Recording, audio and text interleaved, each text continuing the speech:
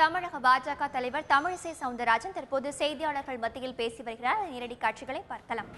மிக தெளிவாக எங்களது மத்திய அரசு மட்டுமல்ல, மத்திய தலைமையும் சொல்லி இருக்கிறார்கள், ஜல்லிக்கட்டு கொண்டு வருவதற்கான அத்தனை முயற்சியையும் சட்ட ரீதியாக எடுப்போம் என்று. அதனால் நிச்சயமாக ஜல்லிக்கட்டு கொண்டு வருவதற்கான அத்தனை முயற்சிகளையும் சட்ட ரீதியாகவும் மேற்கொள்வார்கள்.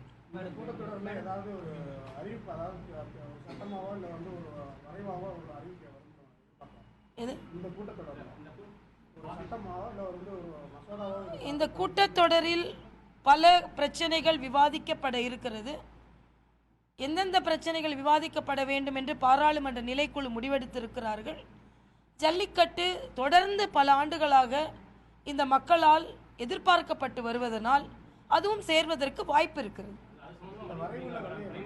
இல்லை, அது வரையில் வந்துதான் ஆகணும்னு இல்லை, வரைவில் வராமலும் சில பிரச்சனைகளை விவாதத்திற்கு எடுத்துக்கொள்ளலாம், பொறுத்திருந்து பார்ப்போம்.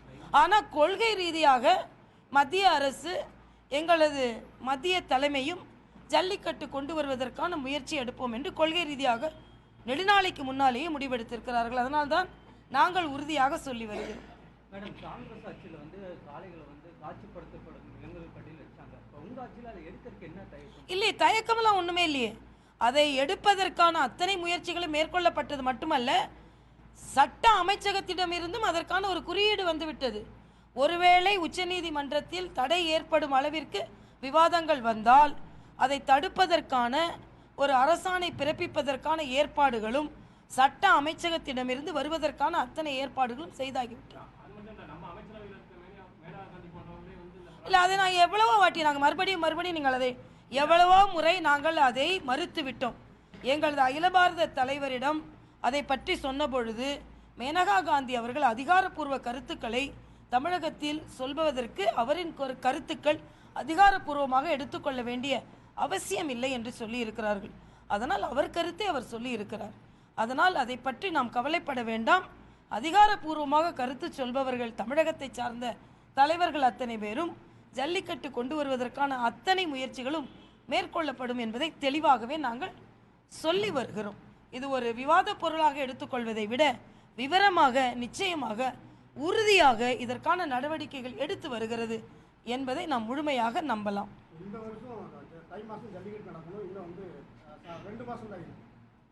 அதைத்தான் சொல்கிறேன். தொடர்ந்து இதற்கான முயற்சிகளை மேற்கொண்டு வருகிறோம் என்பதை தெளிவாக சொல்லி இருக்கிறேன்.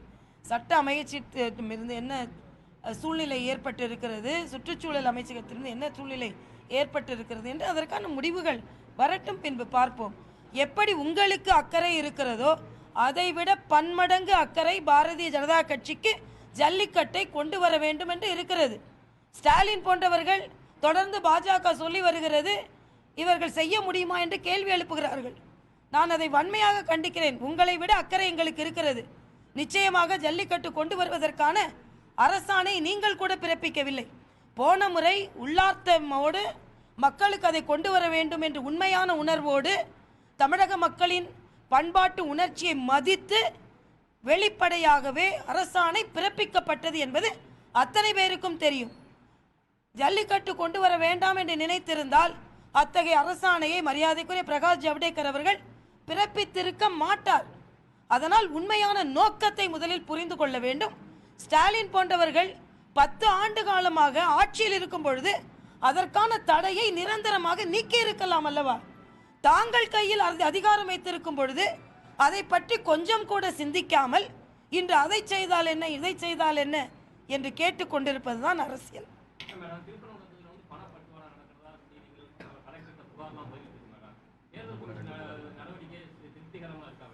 திருப்திகரமாக இல்லை.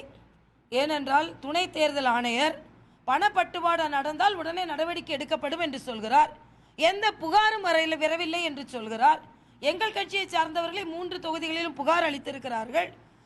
பணப்பட்டுவாடா பட்டவர்த்தனமாக நடைபெற்றிருக்கிறது.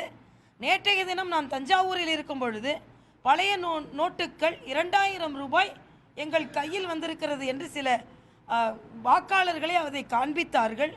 ஆனாலும் அதை பற்றி கவலைப்படாமல், அதனால்தான் நான் ஆரம்பத்திலேயே சொன்னேன், இதை இடைத்தேர்தலாக ஏன் நீங்கள் ஆக்கினீர்கள்?